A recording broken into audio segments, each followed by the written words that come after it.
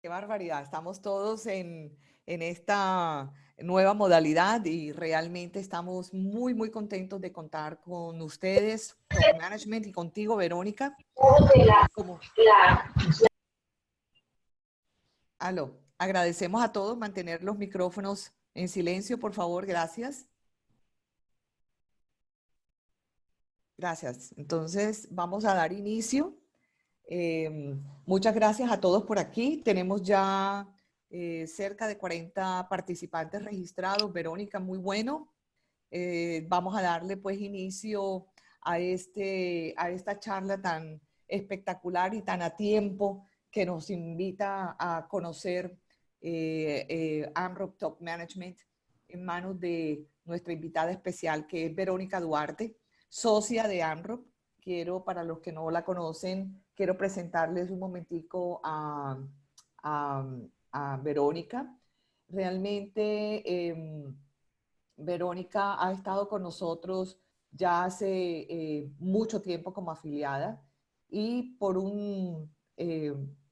ay, se me perdió aquí, espérate un segundo. Un momentico y busco yo aquí la información que necesito dar. Un momentico. Aquí está. Muy bien, entonces, pues Verónica ha venido manejando, es la directora de la oficina de aquí de Barranquilla, de AMROP Top Management, como les venía contando. Es profesional, lleva 20 años de experiencia en todo el ámbito con énfasis en consultorías.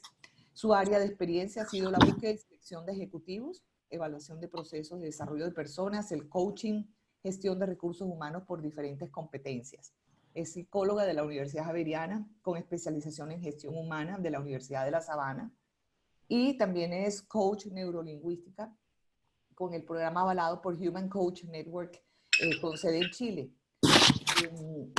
Viene de trabajar pues en varias áreas como de recursos humanos en Alcatel, jefe de capacitación y desarrollo de Colseguros, y ha estado también en recursos humanos de Nestlé y pues ya lleva su tiempo bien importante con AMROP Top Management, una firma que ha sido afiliada a la Cámara desde los inicios prácticamente y hemos venido acompañando nos ha venido acompañando en todo el proceso con nuestros afiliados. De manera, Verónica, estamos listos para ingresar a esta gran charla que nos vas a brindar sobre cómo la nueva realidad post-COVID redefine la búsqueda de empleo y de talentos.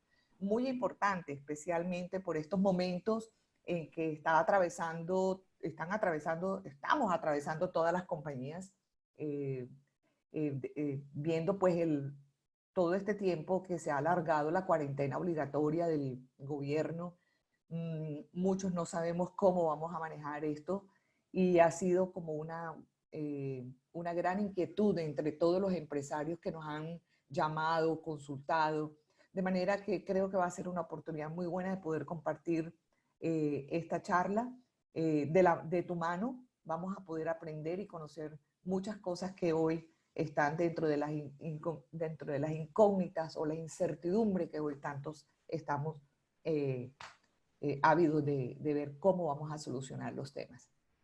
Entonces, sin más, por favor, antes de darte la palabra, les agradezco a todos, micrófonos apagados, les agradezco que si hay alguna nota que quieran entregar, por favor, está la casilla del chat, estará la sesión grabándose también para poderla compartir. Catherine está detrás de cámaras. Catherine, buenos días. Muy buenos días a todos. Ok, bueno, entonces, Verónica, estamos todos tuyos. Bueno, muchas gracias. Vicky, muchas gracias por esta invitación. Como tú lo dices, nos encontramos frente a un tiempo de incertidumbre, a un tiempo de cambio. Y allí, digamos que el objetivo de hoy en esta charla es compartir información que de alguna manera nosotros hemos recogido, conjuntamente hacer una reflexión y esperamos que eso de alguna manera tenga un impacto en ustedes y nos movilice a hacer ciertos ajustes. He estado leyendo el chat y algunas personas han comentado que se oye un poco bajo. Por favor, por temas tecnológicos, de sonido de aire, etcétera, si ven que se está bajando la voz, no lo escriben. Y ahí yo hago un esfuerzo nuevamente como de subir y de estar más cercana. Entonces, siguiente, Ok. Catherine. Perfecto, yo apago mi cámara. Todos tuyos. Perfecto. Entonces, como les estaba diciendo, sí, la idea con este espacio que recibimos gustosos de AmCham es generar un espacio de compartir información hacia ustedes, compartir como las tendencias que hemos estado encontrando y que hemos identificado nosotros en términos del entorno laboral y de cómo se está replanteando la búsqueda de selección a partir de esta situación que tenemos, reflexionar conjuntamente en relación a ello y ver cómo eso nos impacta a cada uno de nosotros. Algunos de ustedes están buscando oportunidades laborales, otros son los que están precisamente buscando talentos, otras personas están en recursos humanos viendo cómo reorganizan esas áreas de recursos humanos o las empresas en general. Y bueno, también pueden haber líderes de compañía, gerentes, que están también de alguna manera analizando y tomando nota de qué cambios se están dando y cómo pueden hacer ajustes al interior de las compañías. Siguiente, Catherine. Entonces, para nadie es desconocido que el mundo cambió. Y eso yo creo que cambió de una manera abrupta y cambió también de una manera como que nos generó mucho miedo y nos sacó de la zona de confort y de alguna manera nos generó como mucha angustia. Yo siento que las primeras semanas de post-COVID o post-información de que existía el COVID, la mayoría de las compañías entraron como en un estado de shock primero, donde como que se replegaron y no sabían bien como por dónde arrancar. Entonces, siguiente, Catherine. ¿Qué sucedió? Nos encontramos con que en diciembre del 2000, y ustedes lo saben, pero voy a hacer un pequeño recuento, en diciembre del 2019 arranca una enfermedad en China, lo cual nos parecía como bastante lejano, y oíamos primero casi que por amigos, luego ya empezamos a ver en las noticias que algo estaba pasando, pero muy lejos. Yo creo que no veíamos que eso iba a llegar y que iba a llegar tan pronto, tan rápido. De diciembre de 2019, cuando arranca, en 3 meses, rápidamente esto se vuelve una bola de nieve y muy rápidamente pasa de China a Europa, Latinoamérica, y muy rápidamente lo tenemos acá en Colombia. Y el 11 de marzo nos encontramos con que decretan que esto es una pandemia a nivel mundial. ¿Qué sucede en nosotros? Y un poco ahí está, en gráficas está como el resumen. Nosotros empezamos a ver algo muy lejos, empezamos a ver personas que se empiezan a proteger y que se ven un poco como disfrazadas. Nos enseña el virus incluso, nos viene a replantear todo, nos viene a replantear incluso la forma de lavarnos las manos, algo tan sencillo, algo que habíamos hecho toda la vida y que de alguna manera, yo creo que después de esto todos nos las vamos a lavar de manera distinta. Arranca toda la recomendación del distanciamiento social. Yo recuerdo en marzo la última reunión grande en la que yo estuve, en nuestra cultura costeña y colombiana, la gente todavía, digamos que ya nos habían pedido que nos saludáramos de codo, pero la gente todavía se resistía un poco a ese distanciamiento social. Incluso había gente muy incrédula que decía, yo no voy a dejar de saludar por beso, a mí eso no me va a dar, y seguían con mucha incredulidad hasta marzo. Ya recuerden ustedes, en el 15, que empiezan como, digamos que empieza a tomar más realidad y más, de alguna manera, empieza a verse un poco más ya con seriedad lo que estaba sucediendo, y definitivamente el 15 de marzo hubo una noticia o una situación bastante trascendental, que fue que se suspendieron los ICFES a nivel nacional. Eso fue algo sin precedentes, las pruebas que habilitan a los estudiantes a ir a las universidades. Y el 16 de marzo, si bien todavía no es decretada el aislamiento, sí las compañías empiezan a tomar decisiones de que sus empleados empiezan a tomar las decisiones y las medidas para que los empleados puedan empezar a irse paulatinamente, o algunos de manera más rápida, a sus casas. El 26 de marzo es decretado el aislamiento a nivel nacional. Y desde allí, pues, llevamos ya casi, con alargamientos, pues llevamos ya casi 2 meses desde nuestras casas. Siguiente, Catherine.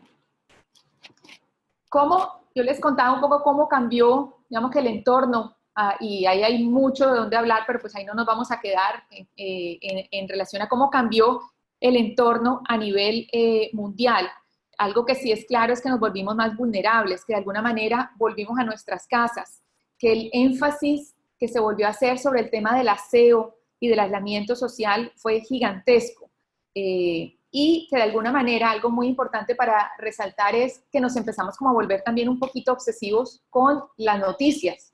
Todo el tiempo estábamos con el WhatsApp, con la televisión, oyendo y oyendo noticias. En algunos casos en un chat mandaban una noticia 5 veces, después nos dimos cuenta que había muchas noticias que eran fake news. Empezamos, yo creo que se creó la sana costumbre de empezar a revisar las noticias que nos llegan con buscadores o con operadores que son más confiables. Pues, toda esa incertidumbre cambió en el mundo. Ahora, ¿eso qué impacto tuvo en el entorno laboral? Y allí, siguiente, Catherine, vamos a empezar a analizar un poco. Ahí vamos a compartirles información de qué está pasando en el entorno laboral. Entonces, por un lado, ya pasamos de distanciamiento social, que nos había costado el saludar de lejos, a un aislamiento total, a la cuarentena. Y allí, de alguna manera, eso tuvo cierto traumatismo para las compañías, lógicamente, el enviar a sus empleados a sus casas. Las compañías se volcaron en maximizar el aprovechamiento de los recursos. ¿Eso qué significa? Todo tipo de recursos, tanto físicos como tecnológicos, como comerciales, y sobre todo el tema de recursos humanos. De alguna manera, las compañías entendieron que debían confiar en ese recurso humano, porque además no tenían otra opción, y que ese recurso humano iba a empezar a trabajar desde sus casas. En la medida de que esos profesionales entendieran que estábamos justamente en una crisis y que esos profesionales fueran integrales y que de pronto un profesional que antes era un comercial que salía a la calle a vender y hoy en día no podía salir a la calle a vender, sino que debía hacer otras actividades como de pronto llamar por teléfono o hacer visitas telefónicas o contactos, digamos que por computador. En la medida en que esos profesionales entendieron y desde las compañías entendieron también que debían jugar un rol diferente y más integral, pues las compañías pudieron aprovechar mejor también sus recursos, específicamente el humano. ¿Qué más sucedió? Digamos, en primer momento, como les decía, las compañías entraron como en un shock, como en una crisis, como en tratar de ver cómo se iban a reacomodar.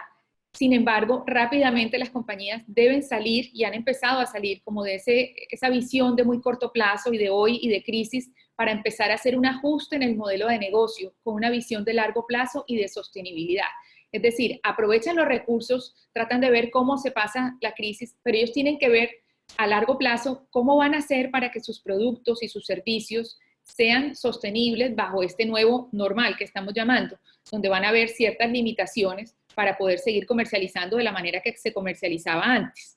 ¿Esto qué nos implica? Revisar portafolios, desarrollar nuevos servicios, desarrollar nuevos productos, ajustar la estructura de acuerdo a ese nuevo modelo de negocio. ¿Qué más sucedió? Encontramos que el gobierno dictó unas políticas para apoyar a las empresas en crisis. Entonces el gobierno de alguna manera dio unos alivios tributarios, dio unos plazos para algunos pagos, protegió mucho el empleo, pero también de alguna manera brindó algunas formas de nuevas contrataciones, es decir, el gobierno abrió la puerta para que los empleadores pudieran sentarse con sus empleados y negociar jornadas de trabajo diferentes, de manera que las compañías pudieran seguir siendo viables y de manera que también se pudiera garantizar que continuaba la empleabilidad.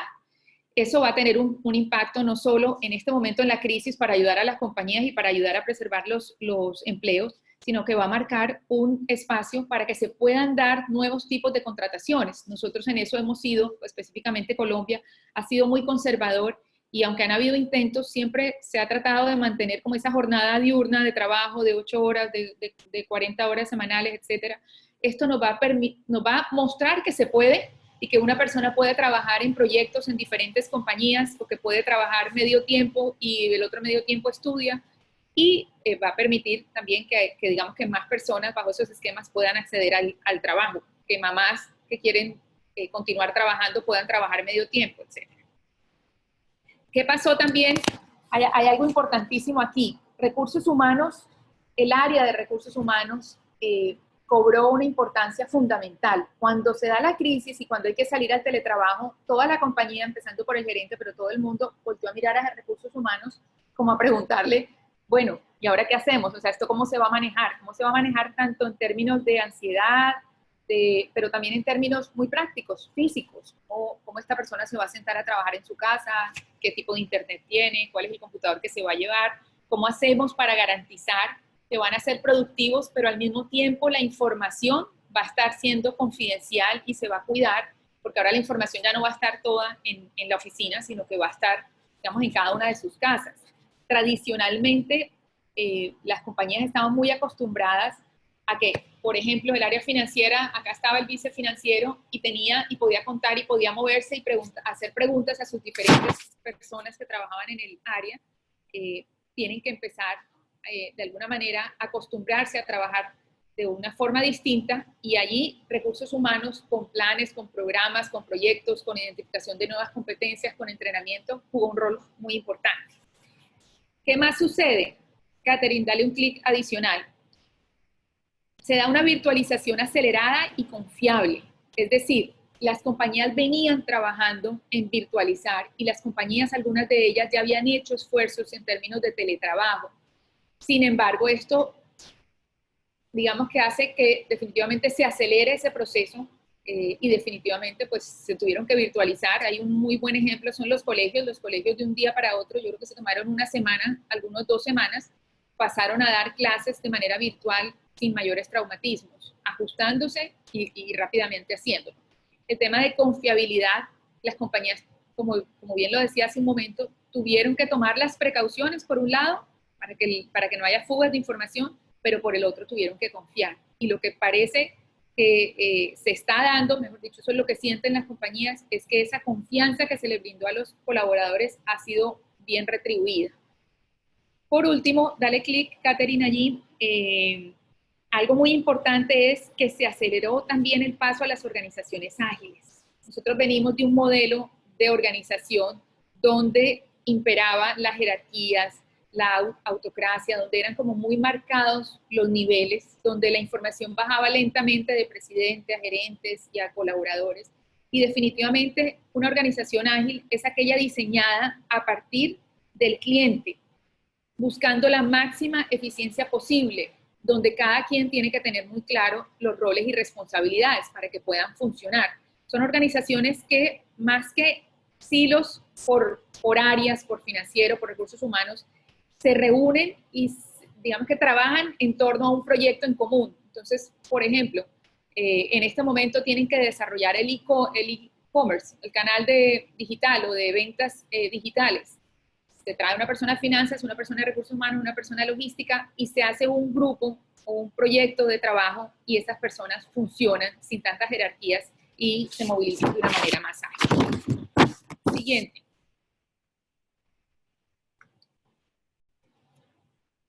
Esta es una gráfica un poco desalentadora que tomamos de la revista Semana. Ahí vemos que en enero del 2018 el desempleo total nacional lo encontrábamos en un 9%, digamos que 9,5%.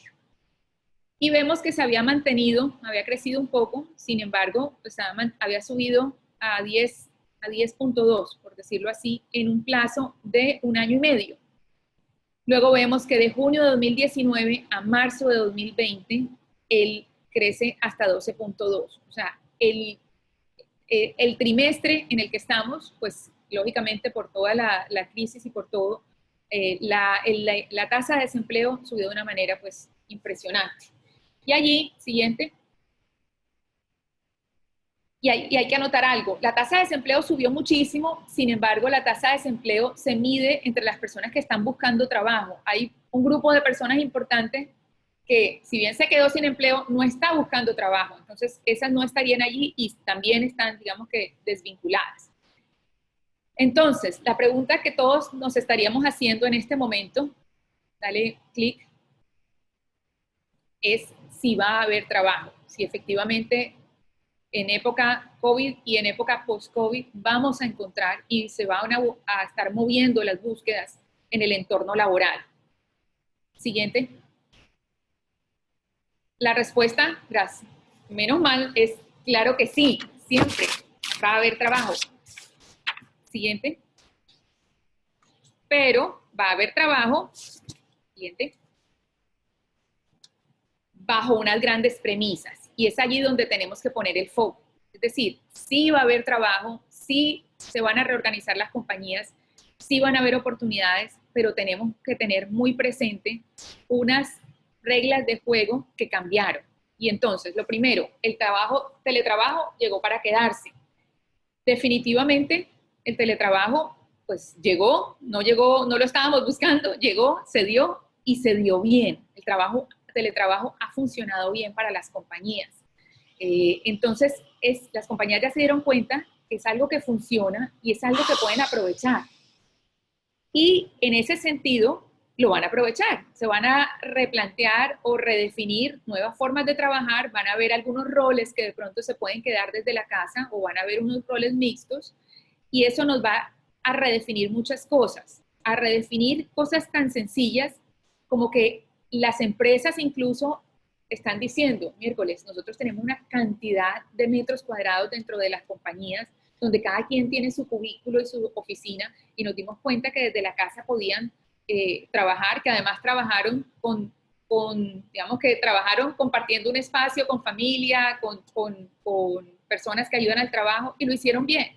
Van a redefinirse incluso las instalaciones físicas de las organizaciones y van a asignar menos espacios individuales y más espacios de interacción, más espacios donde se puedan unir estos equipos de trabajo por proyectos, puedan interactuar también un poco socialmente y luego cada quien pueda irse a unos espacios, bien sea allí compartidos o bien sea desde su casa, desde los horarios que estén en su casa.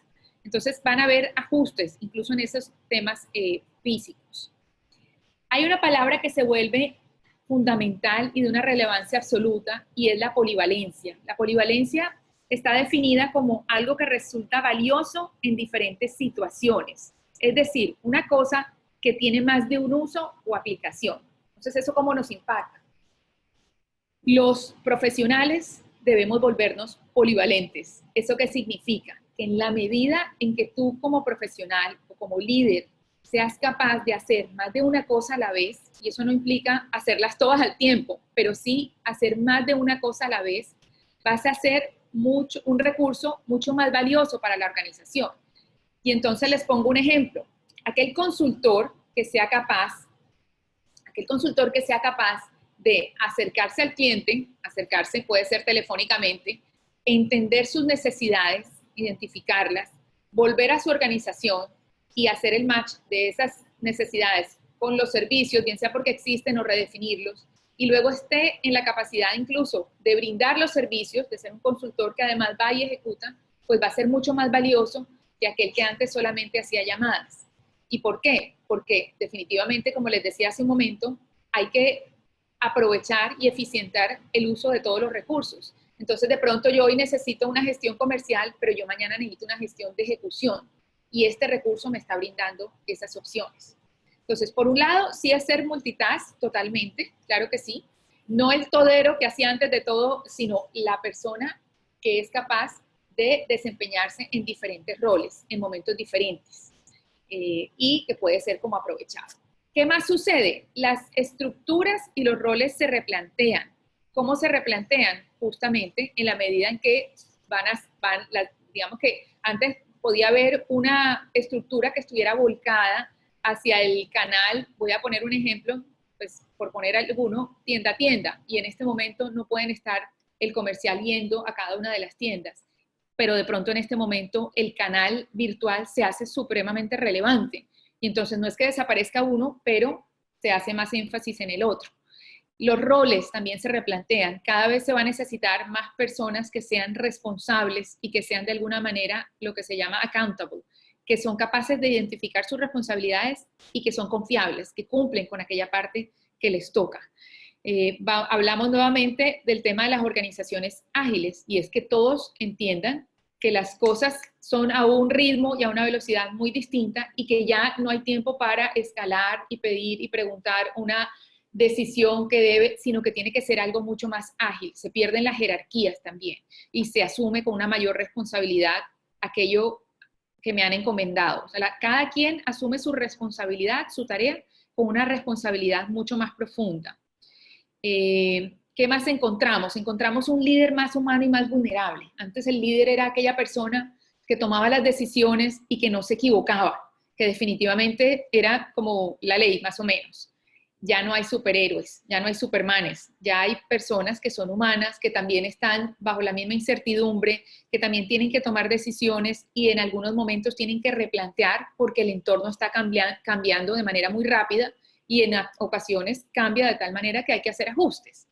La confianza y la responsabilidad en el equipo de trabajo se hacen fundamentales, porque además ya no van a estar ahí físicamente, van a estar en algunos momentos, pero en algunos otros momentos no. Entonces, si esa persona está en su casa, yo tengo que confiar en que está haciendo su trabajo y esa persona tiene que ser responsable y dar el entregable de manera tal en que se siga generando y se siga, digamos que multiplicando esa confianza. En el momento en que esa persona no responde con lo que se le está pidiendo y no responde con la asignación de su trabajo, pues ahí otra vez la confianza empieza, digamos que a desdibujarse.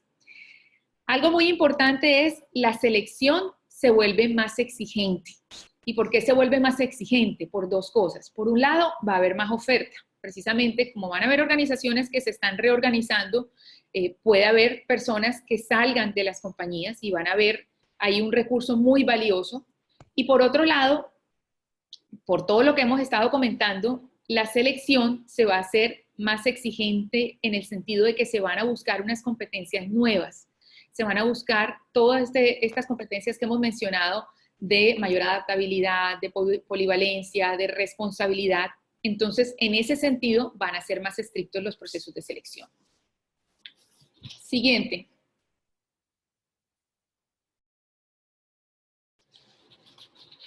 Ustedes se estarán preguntando, bueno, ¿qué es lo que van a buscar las personas que están seleccionando? ¿Cuáles son esas competencias que van a estar ellos seleccionando y buscando en las personas que están buscando trabajo o que se encuentran en algunas compañías y están tratando, los seleccionadores estamos tratando de identificarlos? Siguiente. Los procesos de selección, el énfasis de los procesos de selección ha ido variando con el tiempo. Entonces, nos encontramos hace mucho tiempo, creo que antes de que yo incluso empezara a trabajar, con unos procesos de selección que estaban enfocados en la búsqueda de competencias técnicas. Es decir, si nosotros necesitábamos a una costurera, nosotros revisábamos que la costurera cosiera bien. O si nosotros necesitábamos a la persona que hacía números, que hacía las cuentas TES, pues revisábamos que tenía el conocimiento técnico, que hacía bien las cuentas TES, y esa experticia en ese oficio en particular era lo que marcaba la diferencia. La persona era contratada el que lo hacía bien versus el que no lo hacía bien. Pasaron algunos años y se dieron cuenta que además de contar con unas competencias técnicas, era importante contar con unas competencias blandas. Y específicamente se hizo mucho énfasis en habilidades de liderazgo, que las personas supieran gestionar bien a la gente o que se supieran gestionar también bien ellos en su trabajo, que fueran orientados a resultados, que trabajaran bien en equipo, y una serie de competencias. Posteriormente se hizo un énfasis en la selección muy importante en todo lo relacionado a que la persona, además de tener el componente técnico y las habilidades blandas, tuviera un nivel de ajuste a la compañía. Es decir, que si de alguna manera iba a trabajar en una compañía donde había un liderazgo dictatorial, pues esta persona estuviera, de alguna manera, entendiera eso y fuera capaz de adaptarse a esa cultura y no se le enfrentara al jefe en la primera oportunidad.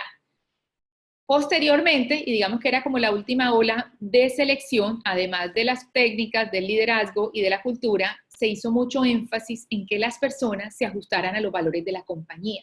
Entonces, por ejemplo, un valor bastante reciente, el tema de sostenibilidad, el tema de medio ambiente, el tema de desarrollar sociedad, de generar valor compartido en las sociedades, pues se identificaba que las personas que estaban aspirando para los cargos contaban con esos valores y eso era lo que los motivaba y podían, digamos, que llegar a una organización que tenía sus valores. De igual manera, quienes estaban en procesos identificaban que esos eran los valores de la compañía y trataban de aspirar a esas compañías.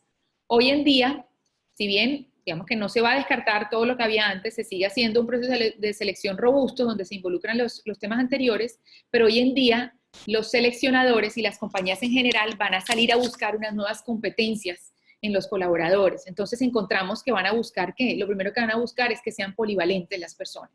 Es decir, que sean capaces, que no sea esa persona que dice, no, yo eso no lo sé hacer, o no, eso a mí no me toca, o eso no es mío. No, por el contrario, que sean personas que si no saben, busquen, y si no, aprendan, pero que sean capaces de moverse en diferentes roles de acuerdo a lo que la organización necesite.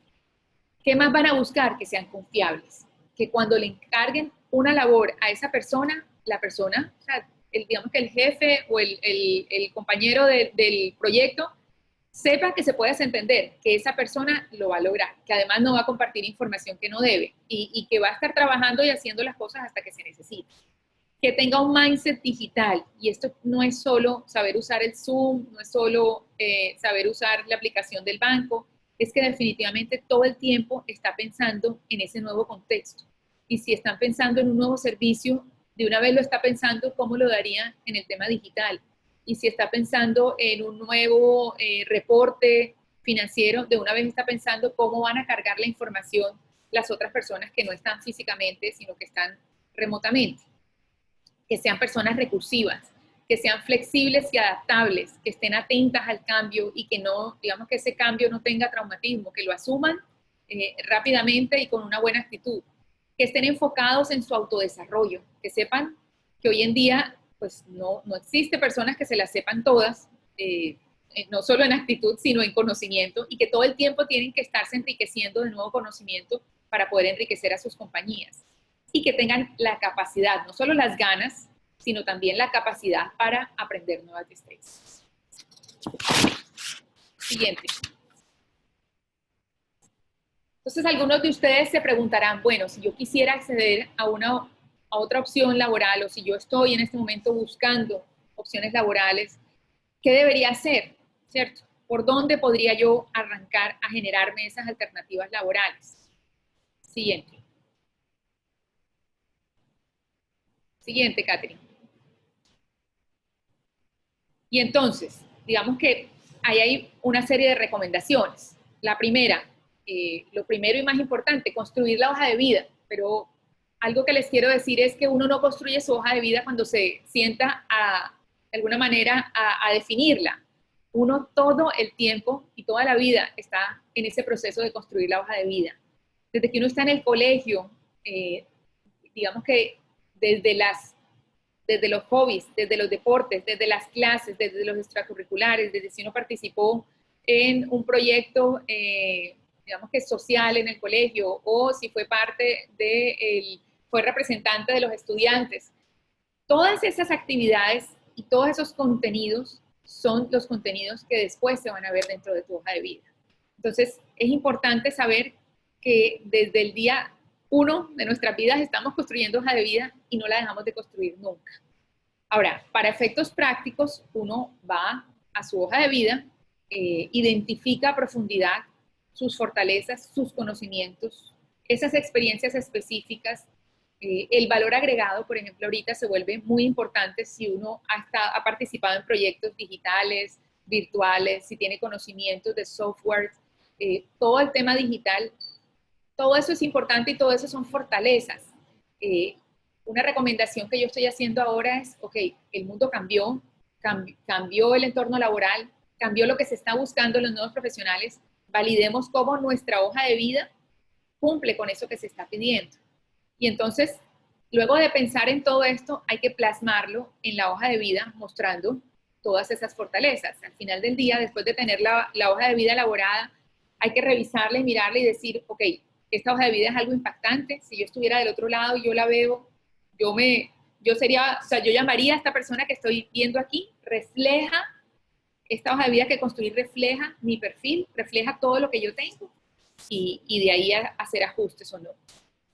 Además de la hoja de vida, la recomendación es focalice su búsqueda, ¿cierto? Entonces, identifique dónde y en qué podría desempeñarse, cuál es el rol soñado, cuál es ese cargo que usted quisiera encontrar, que estuviera allá afuera, mejor dicho, diseñado específicamente para usted.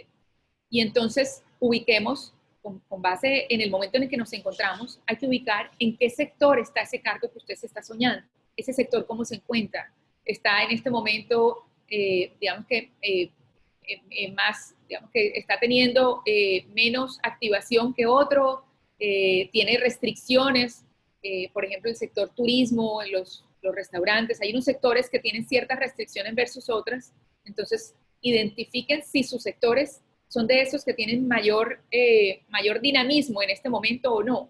Identifiquen también, además del sector y del cargo, compañías. ¿Cuáles compañías con nombre a cuáles quisiera yo aspirar? Y luego muevan estratégicamente su hoja de vida. Eso no significa empapelar la ciudad o el país, eso significa identificar muy claramente los contactos, la persona de recursos humanos, las empresas cazatalentos como nosotros, las publicaciones, los buscadores, hacer seguimiento a esas compañías que a ustedes les gustan. ¿Qué está pasando allí? Se dio una reestructuración, se dio una reorganización, están sacando nuevos servicios, le están apuntando a nuevos negocios y desde allí ustedes van haciéndole un seguimiento a cuáles son aquellas oportunidades que se van a abrir y en dónde mi hoja de vida o mi perfil encaja en esas oportunidades que se van a abrir. Por último, sea digital, que es en lo que estamos en este momento. Gestione su perfil en las redes, en los buscadores. El buscador, por ejemplo, yo puse ahí un ejemplo de una universidad, pero en todas las universidades o en la mayoría de ellas hay asociación de exalumnos, entonces gestionar con esa asociación de exalumnos, con esos buscadores que ellos tienen. LinkedIn es una herramienta muy buena, el empleo es una herramienta que se sigue usando mucho en Colombia y definitivamente también con las empresas cazatalentos, que algunas de ellas publican sus vacantes, estar pendiente y estar enviando esas hojas de vida. Siguiente.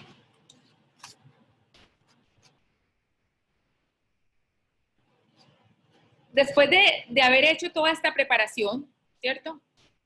Aquí les traigo 2 hamburguesas. Y porque yo quiero invitarlos a hacerse la reflexión.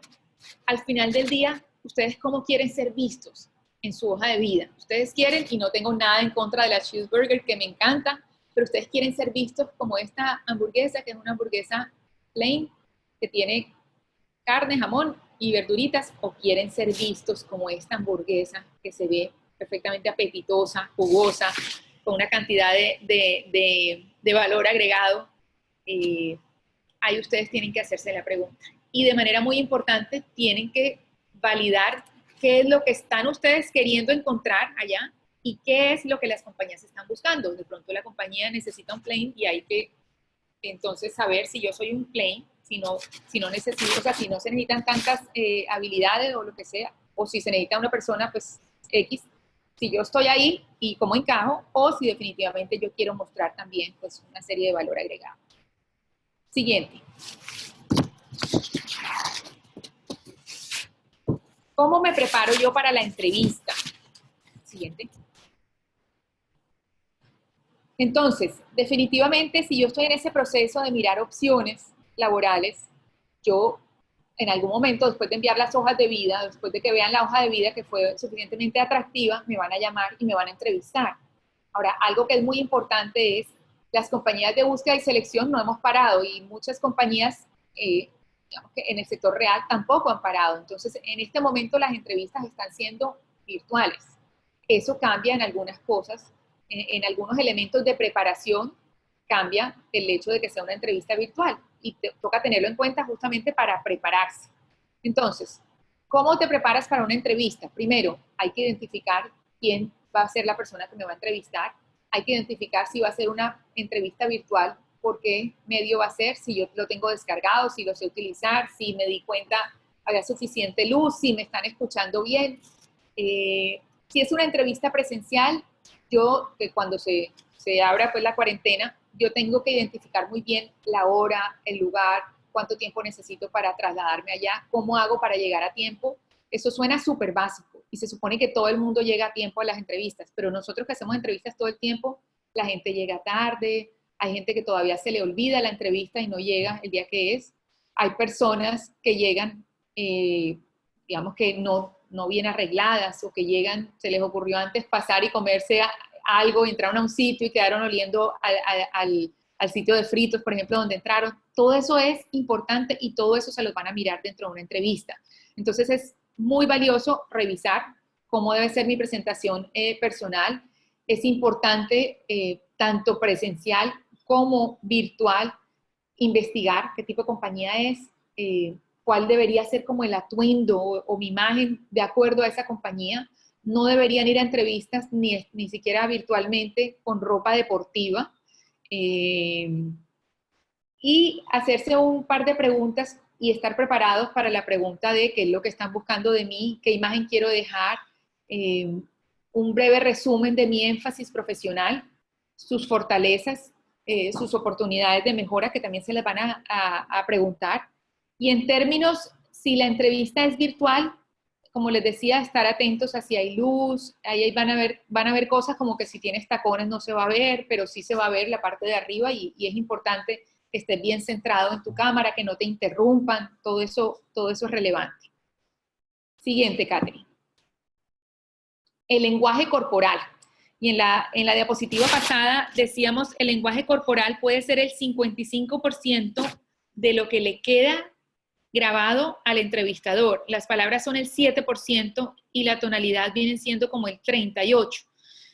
A uno le enseñaron que debía hablar duro y que debía dar la mano fuerte.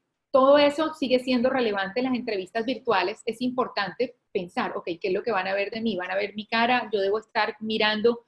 Yo hago muchas entrevistas virtuales y muchas veces la persona está todo el tiempo así, o digamos que en lenguaje corporal, a pesar de que sea virtual, todavía se puede captar mucha información. Es distinto a la persona que está con los ojos abiertos, que está mirando todo el tiempo a la cámara, que en algunos momentos puede mover las manos, a la persona que está totalmente como apagada, como mirando para otro lado, o cogiéndose, haciéndose de alguna manera como con algunos gestos de nerviosismo. Entonces es importante que ustedes todo el tiempo estén revisando ese lenguaje corporal y cómo lo están manejando. Siguiente. ¿Qué elementos tiene una entrevista? Normalmente una entrevista arranca con un saludo o un rompehielo, del típico de cómo le fue al equipo deportivo o cómo te fue llegando aquí. Luego se pregunta normalmente por información personal. Luego por información personal es cuántos años tienes, dónde naciste. Información familiar es muy importante. Para nosotros es muy relevante saber estas personas en qué núcleo familiar crecieron, si esa familia... si crecieron con el papá, con la mamá, con alguno de los dos, si tienen hermanos, qué tipo de actividades hacían, cuáles eran como los valores, qué le aprendió o qué característica de personalidad tomó de alguno de papá o de mamá. Y luego pasamos a la información académica, a su formación en estudios. Nos gusta identificar incluso el colegio, la universidad, los posgrados, los estudios adicionales que pueda tener. El tema de hobbies y deportes es un dato relevante. Es distinto una persona que sea disciplinado en deportes, que madrugue, o que tenga hobbies y que sea, que sea disciplinado también haciendo o ejecutando pues sus hobbies. Todo eso es información valiosa que nos están dando los entrevistados. Vamos a preguntar con seguridad en una entrevista los logros, fortalezas y debilidades. La debilidad, piénsenla bien, que sea verdad, que sea creíble, que no deteriore demasiado el perfil, pero que sea una debilidad. Sí hay que tenerlas claras las debilidades. Y algo muy importante, la razón por la que quiere ser contratado. O sea, ¿usted por qué quiere entrar a esa compañía? Y muchas veces le van a hacer la pregunta de ¿por qué deberías ser tú el contratado? ¿Por qué debemos escogerte a ti? Y ahí deberías tener como los argumentos muy claros. Siguiente. ¿Qué hacer en una entrevista? Definitivamente llegar con tiempo, ser auténtico, nosotros somos hábiles los entrevistadores preguntando y cruzando información, entonces es complicado que las personas a veces digan fechas o digan cosas que no son del todo ciertas porque nosotros vamos a cruzar y a seguir preguntando y muchas veces lo encontramos, es mejor ser auténtico y decir las cosas como son. Sea claro, sea coherente y relevante. Manténgase además al corriente de temas actuales, de lo que está sucediendo. Le pueden preguntar cuál es su opinión frente a este tema, frente a este otro. Muestre interés por la compañía, haga preguntas al entrevistador que puedan complementar la información que tenga, ¿cierto? Es importante para la compañía que está entrevistando que el entrevistador se muestre interesado y que pregunte, bueno, ¿y cómo es este cargo? ¿Y qué tipo de clientes voy a manejar? Etcétera. Prepare posibles preguntas y respuestas y tenga identificadas fortalezas y debilidades. Por acá me han estado haciendo algunas preguntas. Hay algo que es importante como señalar y es, nosotros como empresa Cazatalentos, muchas veces estamos haciendo procesos de selección donde es confidencial la compañía, nosotros que somos el primer filtro. Entonces, con nosotros, pues no es posible que nos pregunten por la compañía, porque nosotros les o sea, sí es posible, pero les vamos a decir que no les podemos dar la información. Ya cuando ustedes van a la compañía, cliente nuestro, donde ya se sabe cuál es la compañía, ahí sí ya pueden hacer muchas más preguntas. A nosotros hay candidatos que nos dicen, ok, no nos digas la compañía, dinos el sector. Sin embargo, nosotras estas recomendaciones que les estoy haciendo yo, es más cuando van a ir a una compañía, para saber si investigó la compañía o si no la investigó. Es totalmente claro que si estás yendo a mi compañía y no te he dicho que a mi entrevista y no tienes clara la compañía, pues todavía no puedes haber investigado.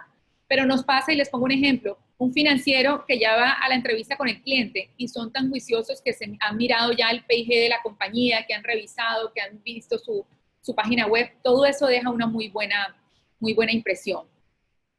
Preguntan ahí si se deben decir o no las debilidades y ahí alguien ya está contestando precisamente que sí, se deben identificar las debilidades. Y uno las debe tener, en la vida en general las debe tener claras para poderlas ir trabajando y en la entrevista en particular es apenas lógico que uno tenga debilidades, las debe decir. Si no aparece ninguna debilidad, nosotros les vamos a insistir un poquito más, les vamos a decir miércoles, pero entonces ¿dónde está tu nivel de autocrítica? O sea, no tienes nada que mejorar y ahí los chuzamos un poquito para que efectivamente digan algo, algo de debilidad. Siguiente, Catherine.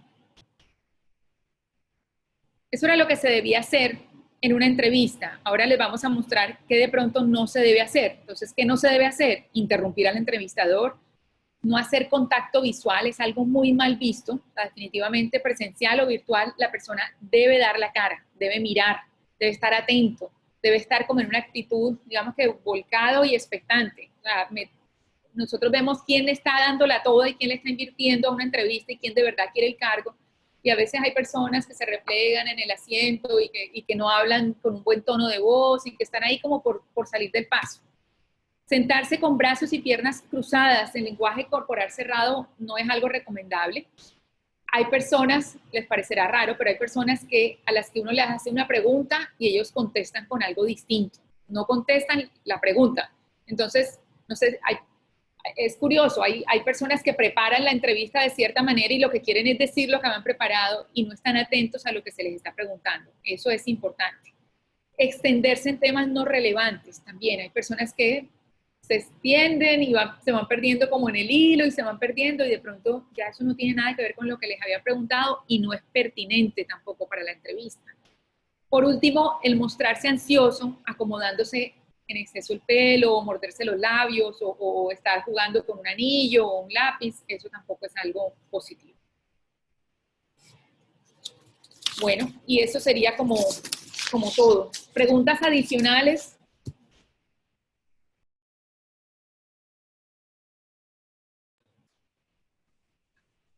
Buenos días, si alguien tiene alguna pregunta, la pueden escribir en el chat. O pueden levantar la mano y le damos apertura al micrófono. Dice que no se escucha. Si alguien tiene alguna pregunta, por favor, sí, la presentación la vamos a compartir.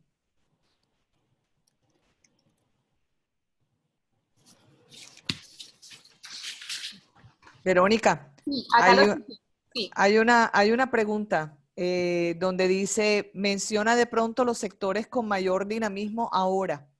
Sí, en este momento los sectores con mayor dinamismo están siendo de manera muy importante todo el tema, todos los servicios tecnológicos.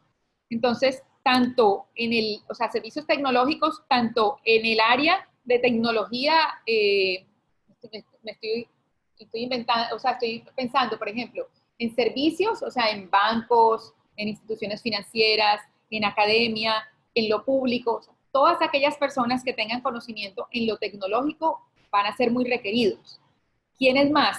Todas las áreas de consultoría. Los consultores en este momento están apoyando desde muchos aspectos todo este cambio. Entonces, consultores laboralistas, consultores de gestión humana, consultores financieros, o sea, el sector de consultoría como tal está siendo muy dinámico y muy apetecido. La academia va a ser un sector que se va a mover mucho y se va a mover mucho de la mano de lo tecnológico. Ellos sí que se están reinventando y replanteando, pero se va a mover mucho. Y hay otros sectores, digamos, otros sectores que se están moviendo. El de alimentos y el de retail son sectores que no han dejado de moverse. El retail, por un lado, uno dice, bueno, pero si la gente no está yendo al supermercado, pero ellos han tenido que replantear totalmente su negocio y hay casos, por ejemplo, como la Olímpica aquí, que han tenido que contratar incluso muchas personas para hacer los domicilios. Entonces, ellos han estado muy movidos y han tenido, digamos, que buenos resultados y están buscando más gente. Alimentación también, no restaurantes, no tanto turismo, no tanto viajes. O sea, toda esa parte está muchísimo más quieta. Hay otro sector que ha estado movido que es el energético, no tanto petróleo, pero sí las nuevas energías, así hidrocarburos en general. A ver. Sí, hay otra pregunta que dice, en el caso que preguntan cuál es la aspiración, ¿cuál sería la respuesta correcta? Bueno, esa es una pregunta bien importante. Entonces, lo primero, digamos que una recomendación, en la primera entrevista, uno no debería hablar o sea, uno no debería decir, yo estoy aspirando tanto, de entrada.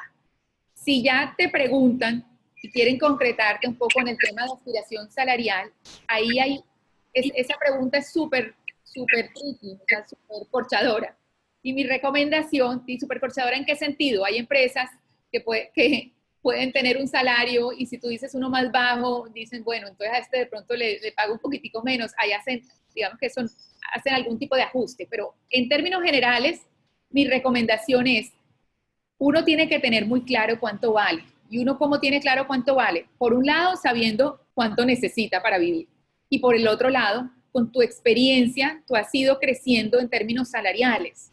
Y entonces, digamos que es igual de sospechoso que una persona que se ganaba 3 millones se quiera ganar 15. O sea, eso no tiene ningún sentido. Si la persona se venía ganando 3 millones, ¿en qué momento quintuplica su salario? O sea, no, venía de dar un entregable, eso no tiene sentido. Pero igualmente la persona que se ganaba 10 millones, por la razón que sea, no debería bajar y decir, no, yo en este momento, ¿cuánto te ganabas antes? 10 millones. ¿Y cuánto? No, yo me vendría a trabajar por 4. Eso tampoco tiene sentido, porque la persona ya había estado dando un entregable y ya tenía un nivel salarial. Entonces, cuando a ti te preguntan cuál es tu aspiración salarial, tú deberías tenerlo claro y deberías tenerlo claro con base en esas dos cosas. Uno, lo que necesitas para vivir. Tú no te puedes ir a un trabajo que no te va a alcanzar. Y por el otro, tú has venido definiendo tu escala salarial con base en tus experiencias. Y deberías decir, ¿sí? Habla de la persona. O sea, si la persona, yo considero que se debe ganar 5 y me dice que su aspiración es 2 millones, para mí habla mal. Y si yo considero que se debe ganar 5 y me dice 20, también habla mal. Entonces debería cada quien estar como muy ajustado a lo que considera que debe ganarse, o sea, que significa su labor, como debe ser compensado. Hay otra pregunta. Dice, en este momento hay una falencia en las redes de comunicación y se caen las conexiones con frecuencia, lo cual puede ocasionar que el candidato se desconecte y su nerviosismo aumente. ¿Cómo manejar ese tipo de eventualidades? Eso que tú dices es muy cierto y de verdad que le daña totalmente el ritmo a una entrevista. Yo hago entrevistas virtuales muchísimas y digamos que así como hay candidatos que son bastante informales y entonces yo los agendo a dos o tres días de, digamos, de programación y de pronto cuando yo los llamo por Skype o por la herramienta que sea, los encuentro en un parqueadero, en un carro, o sea, con datos de celular no va a ser la mejor conexión. Y eso de alguna manera lo que me dice a mí es que la persona no está tan interesada en estar haciendo una entrevista al volante de un carro. Ahora, lo que tú me estás planteando es de pronto el internet de tu casa no es tan bueno, entonces ahí te toca tomar medidas, o sea, a ver si le pides a toda la familia que se desconecte o si en algún momento es la entrevista y es la oportunidad la que tienes, si en algún momento tienes que replantear hacerlo en otro lugar, no sé, pero para el candidato es fundamental garantizar que va a contar con un buen internet, porque si no, la entrevista pierde ritmo. Ok, hay una última pregunta que nos preguntan, es, en esta nueva realidad post-COVID, ¿hay espacio para las personas que tienen poca experiencia laboral?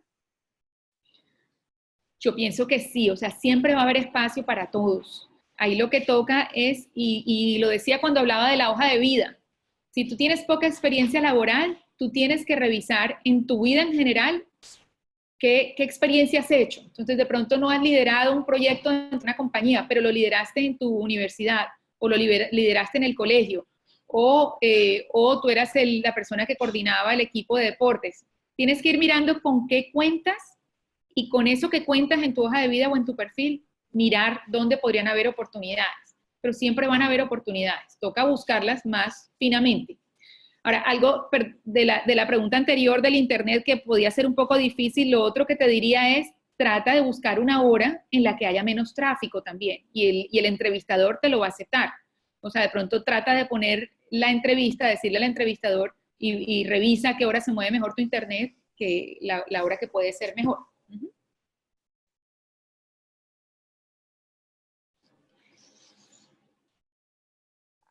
Hay otra pregunta que va a complemento a la parte de la parte salarial. Pregunta Álvaro Oliveros, es decir, que en cuanto a la pregunta del salario, ¿es recomendable decir un salario promedio al que has manejado en los empleos anteriores?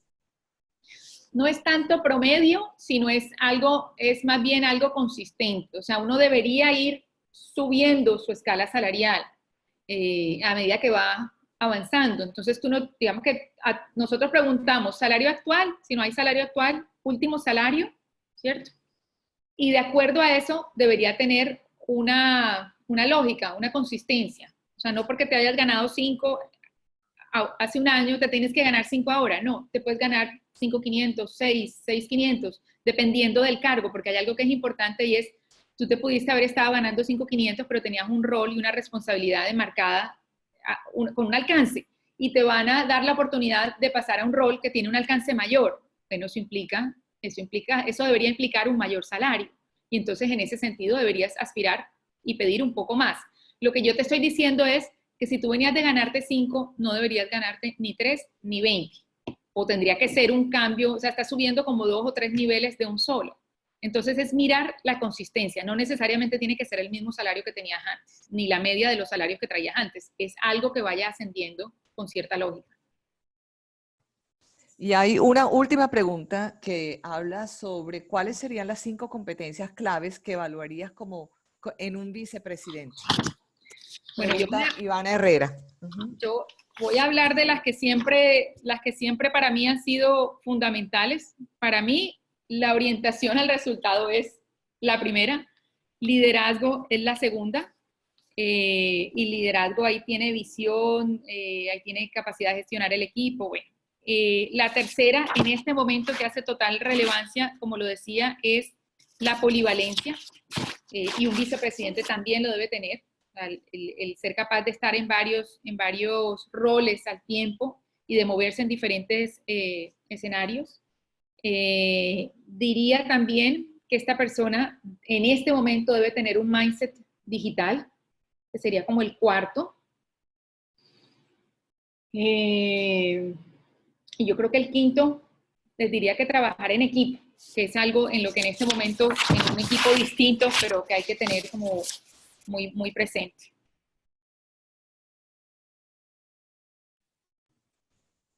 Bien, aquí hay otra pregunta que dice, en ocasiones nos encontramos con personas que no identifican debilidades, por más que se trate de indagar, por eso manifiesta no tenerlas. ¿Qué hacer con este tipo de candidatos? Nosotros preguntamos muchas veces, hay candidatos que definitivamente no dicen, ¿cómo arrancamos? ¿Cuáles son tus debilidades? Luego, si yo le preguntara a tu jefe, ¿alguna vez te retroalimentó tu jefe? ¿Te dijo algo que tenía que mejorar? ¿Tuviste alguna evaluación de desempeño en la que te saliera? No. Si alguien fuera a hablar mal de ti, ¿qué diría? Voy haciendo todas esas preguntas y ahí como que uno va ablandando el candidato. Por último, ¿de qué se queja tu familia, tu esposa? Como que vas preguntando la mayoría de las veces llegas a algún lado.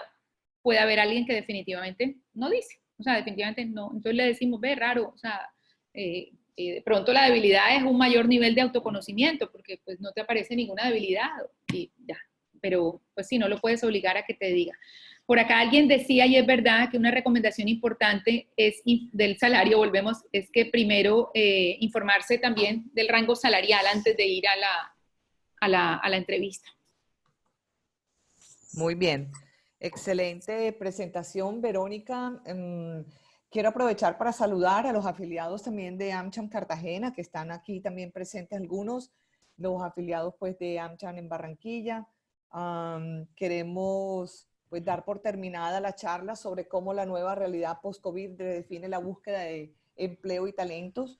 Verónica, excelente presentación. Gracias. De parte de AMROP, pues AMROP ha estado siempre, Top Management ha estado siempre con nosotros y pues es uno de los headhunters más solicitados y por tanto pues le damos una cordial bienvenida a todos para que cualquier consulta puedan hablar también directamente con Verónica.